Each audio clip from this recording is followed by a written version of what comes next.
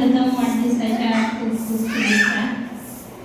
आम्हाला बरंच असा मोठा थोडासा कार्यक्रम करायचा होता, पण पप्पांना असं वाटत होतं की नाही जास्त माणसं नकोत वगैरे काय वगैरे, म्हणून आम्ही थोडा थोडा का होईना आमच्या पद्धतीने केलंय.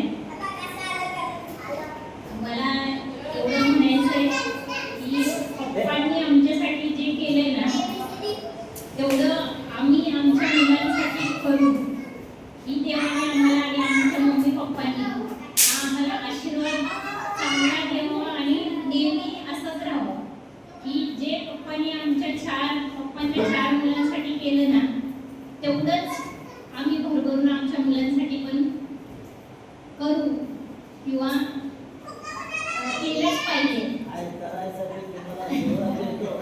तर पप्पांनी आशीर्वाद तर आहे पप्पांचा,